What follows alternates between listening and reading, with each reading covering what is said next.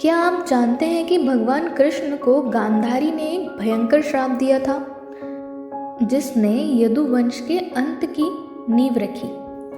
यह श्राप केवल एक क्रोधित माँ के शब्द नहीं थे, बल्कि एक भविष्यवाणी थी जो निश्चित रूप से पूरी हुई। आज हम जानेंगे कि गांधारी ने कृष्ण को क्यों श्राप दिया, इसका क्या प्रभाव पड़ा और इससे हमें क्या सीखने को मिलता है। महाभारत युद्ध के बाद जब कुरुक्षेत्र की भूमि रक्त से लाल हो चुकी थी, गांधारी अपने 100 पुत्रों के मृत शरीर देखकर अत्यंत दुखी और क्रोधित थी। उन्होंने भगवान श्री कृष्ण को देखा जो मुस्कुराते हुए खड़े थे। गांधारी जानती थी कि श्री कृष्ण सर्वशक्तिमान है और चाहते तो इस विनाश को रोक सकते थे। दुख और क्रोध से भरकर गांधारी ने कृष्ण से कहा, हे वासुदेव, तुमने सब कुछ देखकर भी कुछ नहीं किया। तुम चाहते तो यह महाविनाश रोक सकते थे, लेकिन तुमने ऐसा नहीं किया। इसलिए जैसे मेरे कुल का नाश हुआ है, वैसे ही तुम्हारे यदुवंश का भी नाश होगा। गांधारी के इन शब्दों को सुनकर भगवान कृष्ण मुस्कुराए और बोले, माता, सत्य कहती हूँ, यही होना भी है। जो जन्मा है उसका अंत निश्चित है। गांधारी का श्राप सत्य सिद्ध हुआ।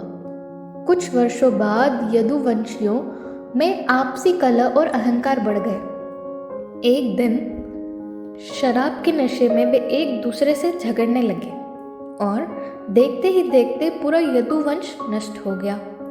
अंत में भगवान कृष्ण ने स्वयं जंगल में ध्यान मग्न होकर अपने शरीर का त्याग किया। तो आइए जानते हैं इस कहानी से हमें क्या सीखने को मिलता है।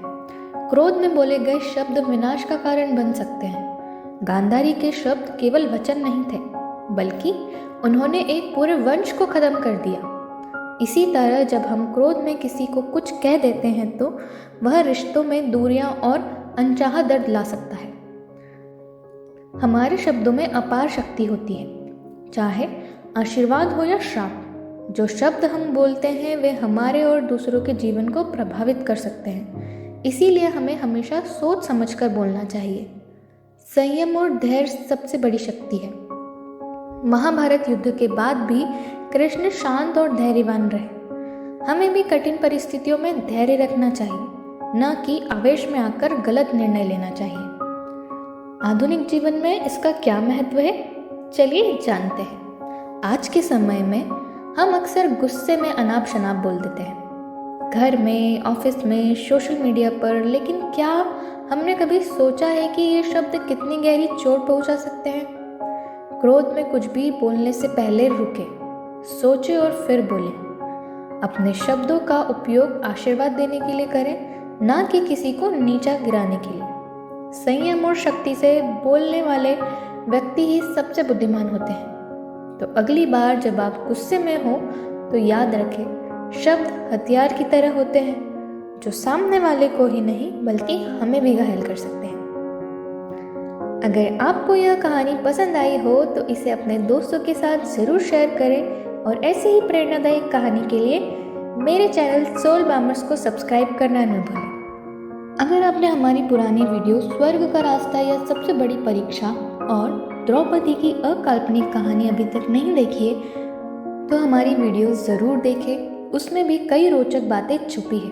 और हाँ, हमारे नए चैनल सोल बामर्स एजुकेशन को सब्सक्राइब करें, क्योंकि यहाँ आपको हर दिन नई और अनमोल जानकारियाँ मिलेगी। मिलते हैं अगली वीडियो में, तब तक के लिए राधे राधे।